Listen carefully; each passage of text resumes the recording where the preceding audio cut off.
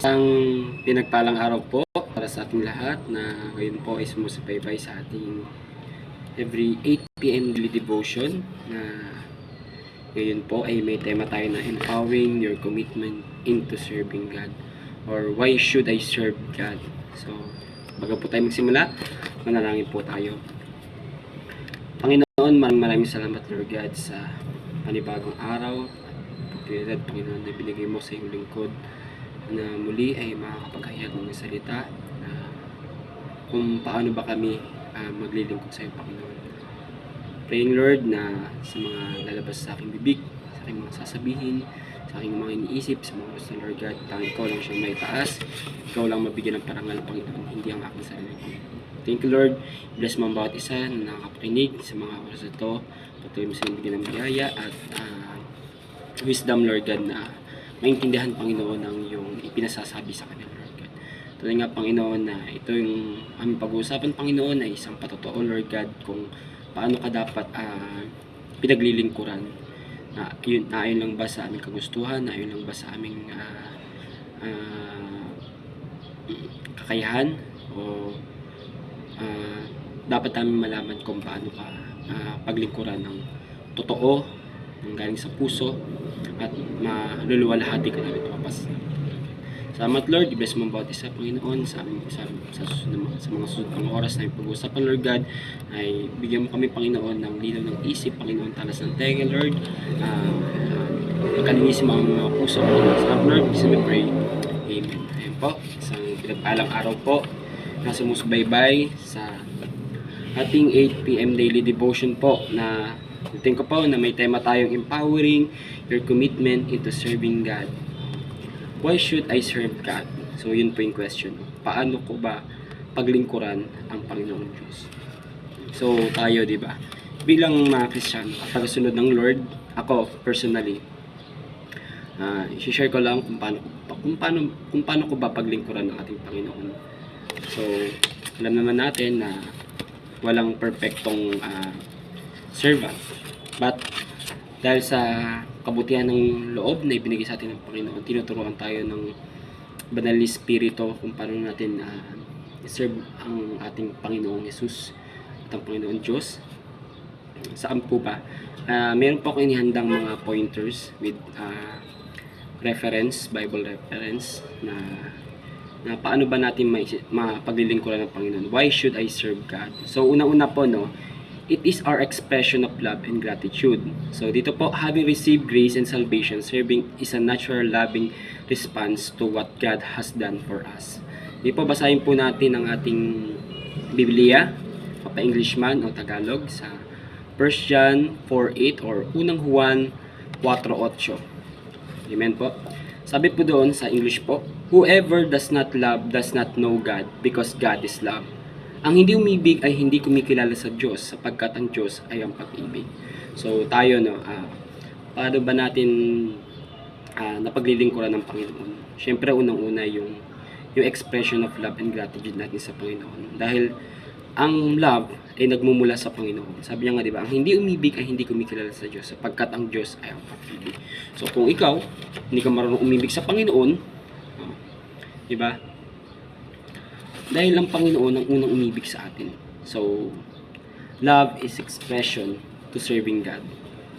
Kung paano natin mahalin ng Panginoon, diba po? Kung tayo nga, minamahal natin yung pamilya natin, yung mga relasyon natin, yung mga kaibigan natin. So, ganun din yung love na dapat na binibigay natin sa Panginoon. So, full love ang kailangan natin ibigay sa Lord, na hindi half-hearted.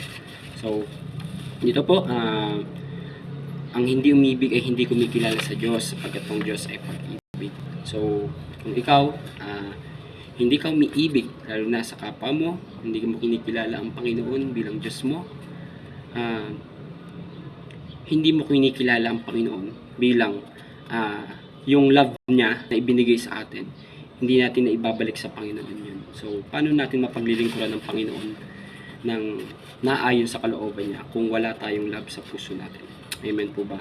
Pangalawa po, we were created for His purpose. Amen. We are God's handiwork, designed to do good good works that He prepared in advance. So sabi po sa Ephesians 2:10, "For we are God's handiwork, created in Christ Jesus to do good works, which God prepared in advance for us to do." Kung ano tayo ngayon ay gawa ng Diyos, at sa pakikipag-isa natin kay Kristo Jesus ay nilikha niya tayo para sa mabubuting gawa na inihanda niya noong una pa man upang gawin natin. So tayo, we are created for His purpose. So tayo, tinreate tayo ng Lord para sa kanyang para maibalik natin sa Panginoon yung tamang paglilingkod, na may pagmamahal sa paglilingkod natin sa Panginoon. 'Di ba? Kung tayo nakipag-isa na kay Kristo, sabi dito sa Ephesians, at sa pakikipag-isa natin kay Kristo Jesus ay nilikha niya tayo para mas sa mabubuting gawa na inihanda niya noong una pa man upang gawin natin. So, yung ibinigay sa atin ng Panginoon na yung purpose natin, so yung paggawa natin ng mabuti. Kung nakakagawa tayo ng mabuti para sa kapwa natin, magagawa rin natin yung kabutihan para sa Panginoon. Yung pag-ibig na ibinigay niya sa atin, yung una. Pangalawa, yung purpose na ibinigay niya sa atin. We are God's handiwork. Diba? Una pa lang sa Genesis pa lang, nilikha ang Diyos, ay nilikha ang tao ayon sa wangis ng Panginoon, ayon sa kanyang larawan. So tayo bilang isang Kristiyano, dapat lumalakad tayo na naayon sa kabutihang loob na ibinigay sa atin ng Panginoon. We are handiwork ng Panginoon. So tayo, design tayo ng work design tayo ng Lord para sa mabubuting gawa natin. Kung hindi dahil sa pag-ibig ng Panginoon, kundi dahil sa purpose na ibinigay sa atin ng Panginoon, hindi natin alam kung ano meron tayo ngayon. So, una pa lang, inibig na tayo ng Panginoon, ay pag-isa tayo kay Kristo. So, ang kailangan natin sumunod sa Panginoon at gawin natin yung purpose na ibinigay sa atin ng Lord. Pangatlo po, it is our spiritual act of worship. Offering our lives in service is a reasonable and holy response to God's mercy. So, buklat po natin sa Romans 12:1-2. Therefore, I urge you, brother and sister, in view of God's mercy, to offer your bodies as a living sacrifice, holy and pleasing to God. This is your true and proper worship. Do not conform to the pattern of this world, but be transformed by the renewing of your mind.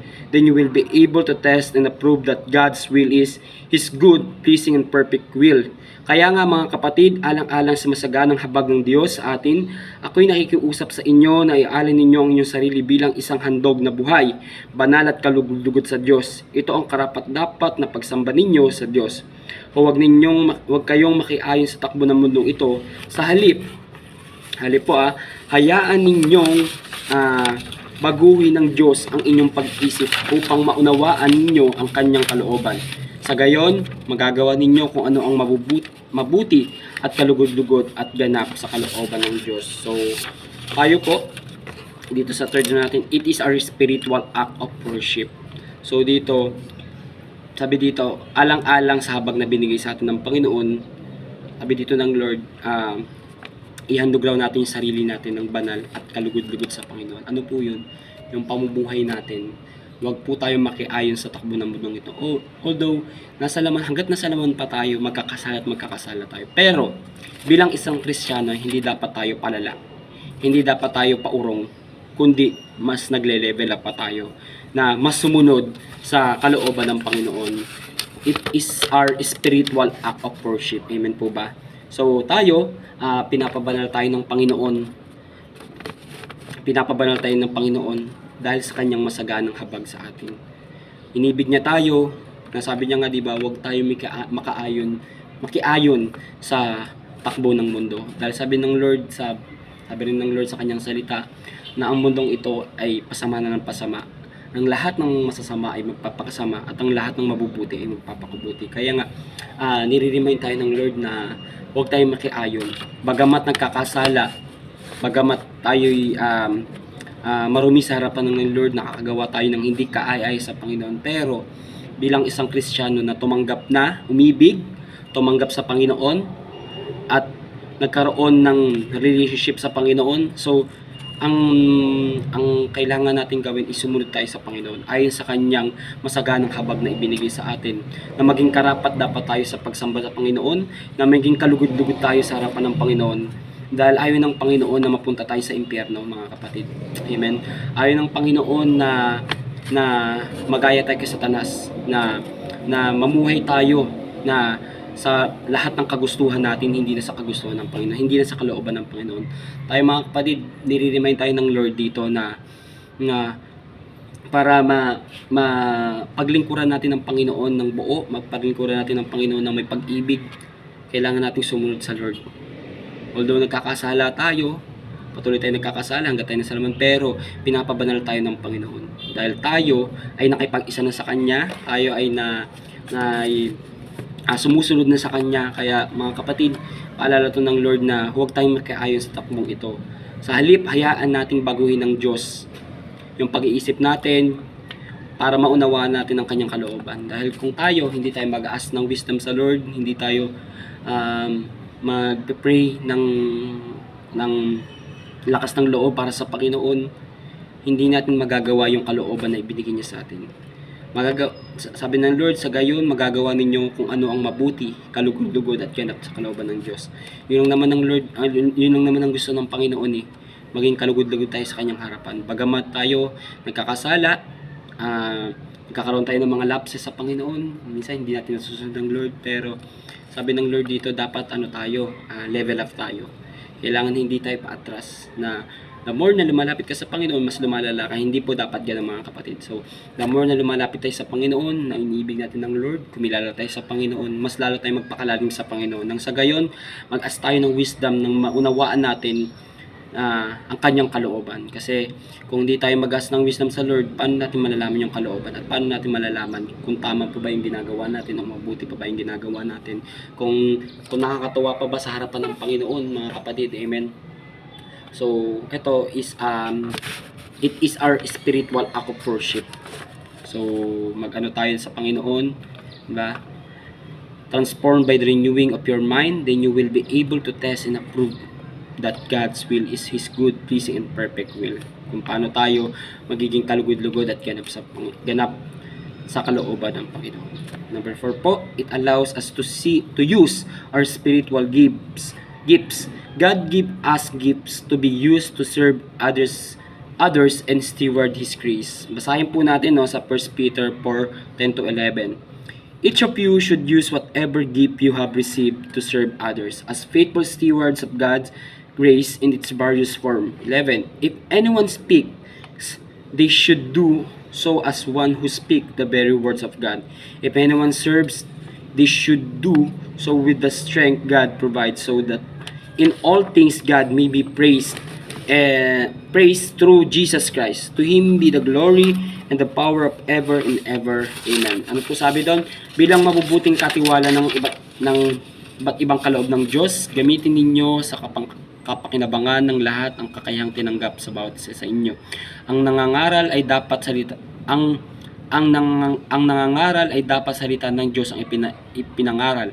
Ang naglilingkod ay dapat maglingkod gamit ang lakas na kaloob sa iyo ng Diyos, upang sa lahat ng bagay siya ay papurihan sa pamamagitan ni Jesucristo. Sa Kanya ang kapangyarihan at karangalan magpakailanman. Amen. So, ito po so sa paglilingkod natin sa Panginoon, inalaw ng Lord na magkaroon tayo ng mga spiritual gifts. Ano po 'yon? Kung ang gifts na binigay sa ng Panginoon ay ang kakayahan na magsalita ng Diyos, gamitin natin ito para sa Kanyang karangalan, para sa Kanyang kapangyarihan. Amen. Kung tayo pinagkalooban ng paghahayag ng salita ng Panginoon, i-share natin ito dahil yun ang gusto ng Panginoon Yun po pala yung the way kung paano natin i-serve ang Lord, paano natin paglingkuran ng Panginoon. Sabi nga, di ba, mabubuting katiwala tayo sa iba't ibang kaloob ng Diyos. Gamitin natin ito sa kapakinabangan ng lahat, hindi lang sa atin po. Amen. Hindi lang sa atin. Kaya nga the more nag-share tayo ng word, sinashare natin yung pagpapala ng Panginoon, yung blessing ng Panginoon na ibinigay sa atin, yung gift na imbes na tinatago natin is napapakinabangan natin. Kung tayo may gift sa pagsasalita, huwag natin itong gamitin sa hindi kapararakan, sa walang kabuluhan, kundi gamitin natin ito para maparangalan natin ang Panginoon. Amen. Yun lang naman ang gusto ng Lord. I-share natin yung salita niya, share natin yung kabutihan niya, nang sa gayon hindi lang tayo mag-benefits, kundi ang iba din. Amen po ba? Gamitin natin ito na may kapakinabangan, na na tinanggap ng bawat isa sa atin. So, tayo bilang isang Kristiyano, ang purpose natin is to share the gospel, to share the blessing from God. Amen. Yung mga pinangaral na nabasa natin sa Bible, i-share natin sa iba nang sa gayon maging karangalan ito sa Panginoon at magbigay ito ng kapurihan sa Kanya. Amen. Number 5 po, it fulfills the command to love others. Serving others is the practical application of loving our neighbor. So, basahin po natin sa Galatians 5:13. You, my brothers and sisters, were called to be free, but do not use your freedom to indulge the flesh. Rather, serve one another humbly in love. Sabi, mga kapatid, tinawag kayo upang maging malaya. Ngunit, huwag naman ninyong gamitin ang inyong kalayaan upang masunod ang hilig ng laman, kundi maglingkod kayo sa isa't isa sa diwa ng pag-ibig. So, it fulfills the command to love others. So, tayo, nire-remind tayo ng Lord na tinawag tayo na malaya. So tayo, may free will tayo. Nasa sa atin na yun kung gagamitin natin ito sa magandang bagay o gagamitin ito sa hindi magandang bagay o sa masasamang bagay. So tayo, kinuman tayo ng Lord to love others. Serving others is the practical application of loving our neighbor. Amen po ba? So, yung kung paano natin paglingkuran ng Diyos, ganoon din natin paglingkuran yung kapwa natin. So, tinawag tayo, meron tayong free will.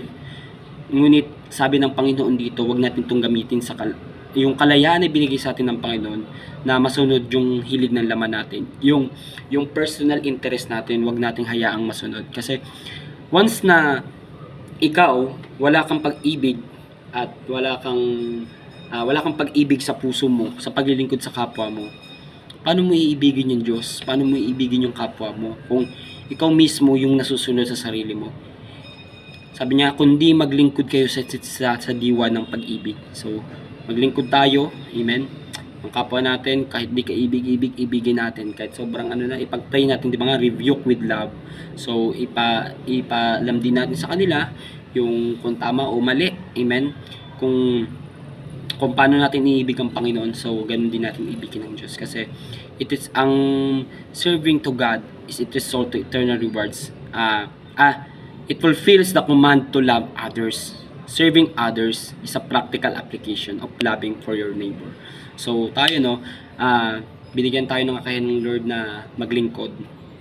Hindi lang para sa Kanya, kundi para din sa kapwa natin. So it's a kind or it's a purpose na ibinigay sa atin ng Panginoon na paglingkuran din natin yung kapwa natin. Share natin, yan natin ng paano naging mabuti ang Lord sa buhay natin.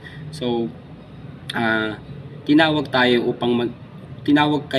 or tayo upang maging malaya. Ngunit wag naman natin gamitin ang ating kalayaan para sa sarili lang nating interes o sa hilig ng laman. Gamitin natin ito upang bigyan natin kapurihan ng Panginoon. Amen. Gamitin natin ito para ma-please natin ng Lord, para ma-worship natin ng Lord. Dahil isa din yun sa act of worship, act of serving to God, na mahalin na natin yung kapwa natin. Sabi nga, mahalin natin yung kapwa natin gaya ng pag-ibig natin sa sarili natin, gaya ng pag-ibig natin sa Panginoon. Amen. Number 6 po, it results in eternal rewards and impact. Dito na po tayo magtatapos. Serving God is never in vain and produce lasting fruit.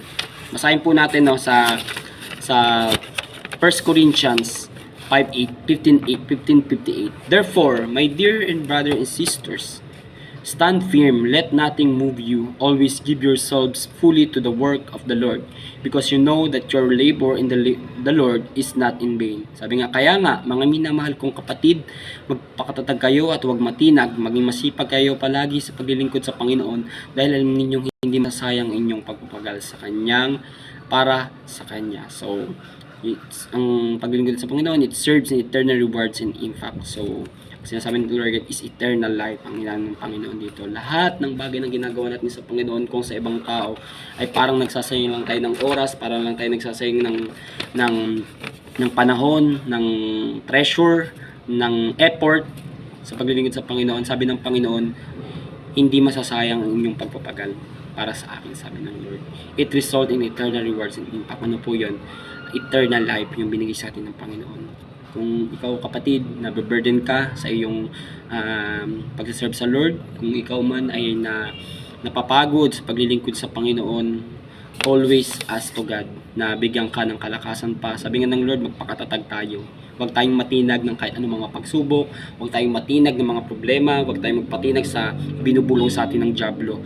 Sabi ng Panginoon, maglingkod tayo ng may kasipagan.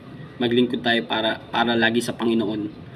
Kasi kung tayo naglilingkod, tandaan natin, huwag tayong maglingkod sa tao, kundi maglingkod tayo para sa Panginoon. Dahil ang tao, ginagamit lang yun ng Lord para turuan tayo, para i-guide tayo kung paano ba talaga ang totoong paglilingkod sa Panginoon. So, kung ikaw, kapatid, burden ka, marami kang gawain para sa Panginoon, sabi ng Panginoon, magpakatatag tayo, magpakasipag tayo. Dahil di masasayang ang ating pagpapagal sa Panginoon. Amen. Wala namang ginutom ang Lord sa paglilingkod. Amen po ba? Wala namang pinabayaan ng Panginoon sa mga taong naglilingkod sa Kanya ng tapat. Amen po ba? Pagkus binibigay ng Panginoon yung karapat-dapat na deserve natin para sa atin. So, eto, maging karapat-dapat tayo sa harapan ng Lord sa pamamagitan ng paglilingkod sa Kanya, ng katatagan, ng may saya. Kasi pag naglilingkod ka sa Panginoon, may kang galak sa puso mo na meron kang excitement sa puso mo dahil never kang makakaramdam ng pagod. Although makakaramdam tayo physically ng pagod, pero spiritually hindi tayo makakaramdam ng pagod dahil alam natin kung sino naglilingkuran natin, hindi ang kundi ang Panginoon. Walang ibang dapat paglingkuran kundi ang Panginoong Jesucristo. Dahil it is a result of eternal rewards and impact, yung eternal life na ibigay sa atin ng Panginoon once na umarap tayo sa Kanya. So, ito, sumunod lang tayo sa Panginoon, yung serving, etong natin, why should I serve to God? Paano ba natin paglilingkuran ng Panginoon sa pamamagitan ng pag-ibig natin sa Kanya? Amen? Sa pamamagitan ng purpose na ibinigay sa atin, yung spiritual act of worship na ibinigay sa atin ng Panginoon, yung pinapagamit sa ating Panginoon ng spiritual gifts, yung kinaman tayo ng Lord to love others, and eternal rewards and impact. So bilang pong pagtatapos, you have been saved to serve, not just to be consumer. So nailigtas ka para maglingkod, hindi para maging consumer lang o hindi lang tanggap. Kung gamitin natin ito sa kalugatan ng Panginoon, kung paano ba natin mapaglilingkuran ng Panginoon ng tama. Basta mga kapatid, nire-remind lang tayo ng Lord na maglingkod tayo ng may kagalakan sa puso natin. Maglingkod tayo ng may tuwa sa puso natin. Dahil hindi natin mapaglilingkuran ng Panginoon kung wala tayong pag-ibig sa buhay natin. Dahil ang pag-ibig, ang marami ng benefits ang may sa atin yan, lalo na sa Panginoon. So, tayo, basahin ko pa yung huling verse po natin, yung sa Joshua 24:15. Sabi dito, but serving the Lord seems undesirable to you, then choose for yourselves this day whom you will serve, whether the gods your ancestors served beyond the Euphrates, or the gods of the Amorites, in whose land you are living. But as for me and my household, we will serve the Lord. At kung ayaw ninyong maglingkod kay Yahweh, pumili kayo ngayon kung sino ang inyong paglilingkuran. Ang mga Diyos na pinaglilingkuran ng inyong mga ninuno sa Mesopotamia, o ang Diyos ng mga Armeo na sinasamba dito sa lupa inyong tinitiran. Ngunit para sa akin at sa aking sambayan ay kay Yahweh kami maglilingkod. So tayo, dapat ma-identify natin kung kanino ba talaga ito yung naglilingkod. Kung sa tao ba, kung sa sarili ba natin, kung sa mga minamahalang ba natin, o para sa Panginoon. Dahil kung kay Yahweh ka maglilingkod, mga kapatid, like sinasabi ko sa inyo na hindi ka lugi. Wala kang talo pag sa Panginoon ka naglingkod. Basta maglingkod tayo ng buo, masaya, na may pag-ibig sa ating mga puso, at yung mga ginagawa natin ay lagi natin siguraduhin na katanggap-tanggap sa harapan ng Panginoon. Kung minsan nagkakaroon tayo ng pagkakasala sa Panginoon, repent to the Lord. Dahil yun lang naman hinihingi niya, yung kababaang loob natin. Pero wag natin gawing excuse yung okay lang naman na magkasala kasi nakapag-repent naman. Hindi po ganun. Kasi ang Panginoon, tinitignan niyo yung puso. natin. Hindi yung nilalabas natin bibig, hindi yung ginagawa natin, yung laman ng puso natin mga kapatid. Amen? God bless po everyone. Sige po, let's closing prayer po. Panginoon, maraming salamat Lord God sa aming mga napag-usapan Lord. Tunay nga Panginoon na marami palang way or marami bang paraan paano kami paglingkuran Panginoon. Hindi man kami perfecto Lord God, ngunit Panginoon ginagawa kami perfect sa iyong banal na halik sa harapan Panginoon. Patawarin niyo kami Panginoon kung nakakagawa kami Panginoon ng mga bagay na hindi kaaya-aya o hindi kalugod sa iyong harapan Panginoon. Ngunit Panginoon, salamat sa pag-ibig na pinararanas mo sa amin, sa presensya na pinibigay mo sa amin Panginoon. Na kahit kailan Lord God, walang Kristiyano na sumunod sa iyo na natalo. Walang Kristiyano na nalugi or nalubog sa kung anumang mga bagay Panginoon, dahil kilala namin kung sinong Diyos ang pinaglilingkuran namin Panginoon. Salamat Lord sa biyaya na ibinigay mo sa amin, sa kagandang loob na pinagkaloob mo sa amin Panginoon. Patuloy mo kaming palakasin Panginoon physically, lalong-lalo ng aming spiritual na buhay Lord God. Turuan mo kami Panginoon na mas palakasin pa ang aming spiritual na buhay Panginoon. Nang sa gayon Panginoon, maganap namin Panginoon yung sinasabi mo Lord God sa iyong mga salita na magpakatatag kami, magpakasipag kami Panginoon, at magtiyaga kami Lord God sa paglilingkod sa iyo Panginoon. Dahil sabi mo nga Panginoon sa huling verse na ibinigay mo sa amin Panginoon na kung kami magsisipag, magpakatiyaga kami Panginoon, nang sa gayon Lord God ay makamtan namin Panginoon ng buhay na walang hanggan na ipinagkaloob mo sa amin Lord God. We are blessed Panginoon na meron kaming Diyos na kinakapitan, na may Diyos kaming tinatakbuhan sa oras na kami Panginoon na masaya, malungkot Panginoon, galit Lord God. Turuan mo kami Panginoon na maging kabanal-banal pa sa iyong harapan Lord. Salamat Lord, bless mo ang bawat isa na nakapakinig Panginoon ni Lord ay pumasok ito mula sa kibuturan ng kanyang mga puso Panginoon. Sa gayon Lord God ay magtagumpay kami Panginoon sa ipinapagawa mo sa amin, yung purpose na ibinigay mo sa amin Lord God. Thank you Lord, Jesus we pray, amen. God bless po.